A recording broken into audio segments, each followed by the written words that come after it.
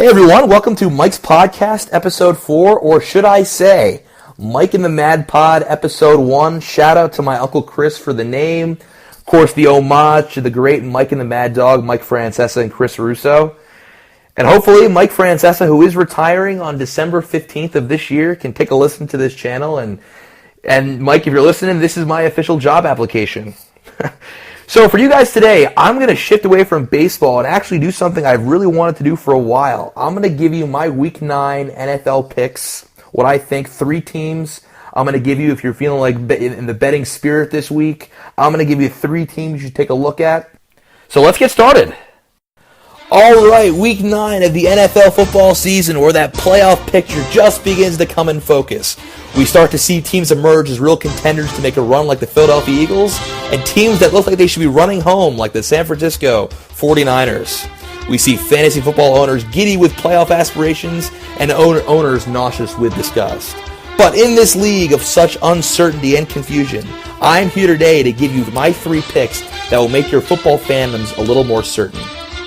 We start in the hallowed grounds of East Rutherford, New Jersey, where the New York Football Giants will contest against the LA Rams. The Rams are 3.5 points favorites in this game, but unfortunately for the Giants, that spread is entirely too low. I could go on for hours about the problems that are facing this New York Football Giant team, but let's start with Janoris Jenkins. Suspended by coach decision after skipping a practice. This is the 2nd week in a row the Giants have seen one of their starting quarterbacks suspended by Ben McAdoo. As a Giant fan, you have to think to yourself that McAdoo clearly has lost the locker room.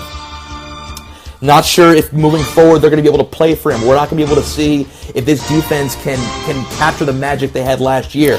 And that's just on the defensive side of the ball. Once we look at the offense, we've seen 2 of their top 3 receivers go down in Brandon Marshall and Odell Beckham. Evan Ingram has emerged to be quite a player, but that is not going to be enough against this Rams defense that just shut out the Arizona Cardinals.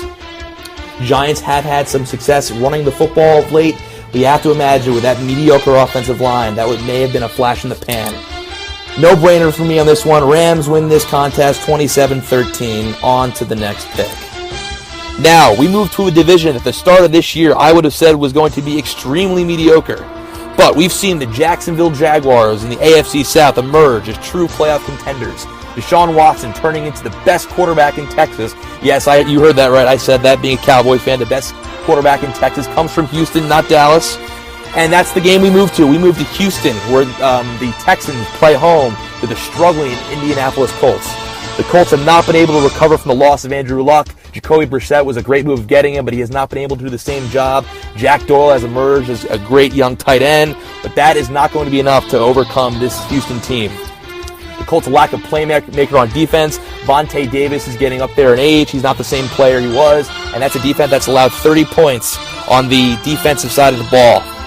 Now, on the offensive side, you look at Houston. Houston hasn't scored less than 30 points since week 2 of this year. The Jacksonville Jaguars have a great defense. Again, Watson's emerged as a great player. He has DeAndre Hopkins, Will Fuller as, a high-octane weapons. Houston easily wins this game. The spread is -13. Houston, but they're going to win by way more than 2 touchdowns. Final score, 45-24 in Houston. All right, so for my last pick, we will stay in that great state of Texas, where we hone in on my Dallas Cowboys. The Dallas Cowboys had a huge loss this week. Ezekiel Elliott will serve his 6-game suspension after much deliberation, and that whole topic deserves a video of itself. But right now, we focus on the picks. Dallas hosts the Kansas City Chiefs, and because they don't have Ezekiel Elliott, they will not be able to run the ball as effectively as they once did. I still think they will be able to. It's not going to be as effective. Now, what that's going to mean is Dak Prescott's going to have to be a pocket passer. He's going to have to move the ball, and he does not do a great job of doing that historically when he doesn't have a strong running game. If you look at week 2 against the Denver Broncos, they couldn't move the ball, and Dak was forced to pass, and you saw what happened. They got killed. Now, on the other side, you have the Kansas City Chiefs. Red-hot defense forcing 5 turnovers to that Denver Bronco team.